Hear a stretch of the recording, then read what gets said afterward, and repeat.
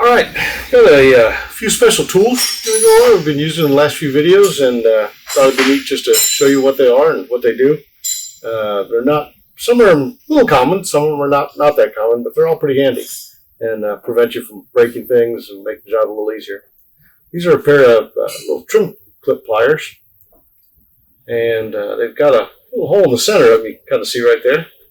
Well, you can see my finger through that, but what it allows you to do is it allows you to grab where that hole is on the center of the clip itself, the pin of it. Then you can just pull it right out. And once you've got that, slide this in. The teeth of this are beveled, so it gets right in behind it. You'll slide right in behind it. You can pull this right out. Save your trim clip. These trim clips break all the time, and they're just a booger. I buy them by the hundreds because they always end up having to replace them. And then this way we have them, but we've saved quite a few of them this way, and it makes it a lot easier and less frustrating when you're breaking them and don't have one to put in your car and got to go to the auto parts store or dealership to make the car work. So, handy little tool. Some spark plug in pullers, which a lot of cars now have coil on plug packs, so you don't have that, but for the older cars that do still have spark plug wires, these right here are real handy. Save you from getting shocked if you got a bad wire. Make it real easy to just grab the spark plug, the boot, pull it right up. Doesn't pull on the cable in, it actually pulls on the boot itself. And for pushing it down, you can just use the end of it. It's also rubberized. And just literally just push it right back down. Make sure you hear it snap and click on. Just makes the job a little bit easier to do.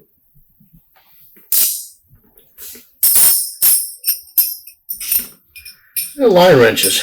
Got a small one here. A little bit hard to see, so I brought a big one also.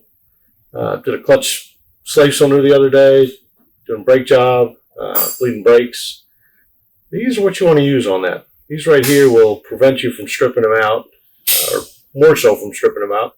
If you use just a regular open-end wrench, say, just grab a couple of the corners. They don't box it in quite like this. These line wrenches are designed for the fluid lines, and that's what you use them for. Come in all different sizes. Usually 2 sizes to a wrench. So get what you need. They also have curved ones that are pretty neat that can sometimes allow you to like bleed the brakes without even pulling the wheel off because it curves in so you can get to the brake bleeder. Me personally, I like to pull the wheel off. It's not that hard to do, and that way I can inspect the brakes, inspect the rotor, make sure everything's okay. Good to have. And this wrench, did this the other day. Maybe it's my old hands or something, but when you're pulling on a wrench and you're pulling on the skinny part of it, or pushing on it, either one, it really can hurt your hand. This wrench right here is twisted, as you'll see. So when you pull on it or push on it, you're actually pushing on a larger flat spot. It doesn't hurt your hand as much. Works real well. It's been very nice to have. And not everybody will need this, but a couple torque wrenches. This used to be my big one. 250, 50 to 250 foot-pounds. Good for lug nuts, good for a lot of things. But there are those days where you just need something more, say for wheel bearings, center locks on Porsches. You need something a little bit bigger. That's what this thing's for. This goes up to 600 foot-pounds, and you'll get the job done putting it on or taking it off. It's just a big lever, basically, but it's heavy duty. It's got some weight to it, so it gets anything I need torqued or unloosened if needed. But try not to use it too much for loosening. I've actually got a big breaker bar as well. It's just solid steel for it. But torque center locks with it. Torque wheel bearings regularly. Check the torque on them. Make sure they haven't loosened up or haven't gotten damaged. Good to have. They're actually pretty reasonable now. They used to be outrageous, but now you can buy them for a few $100s, which, to save a wheel bearing job, make sure your torque's right. It's well worth it. You hit them with an impact gun and you're risking damaging the bearing, almost surely damaging the bearing, or at least, premature its life. So this right here will get the job done right. And that's it for today. Have a great day. Oh, one more. That's one for the bloopers.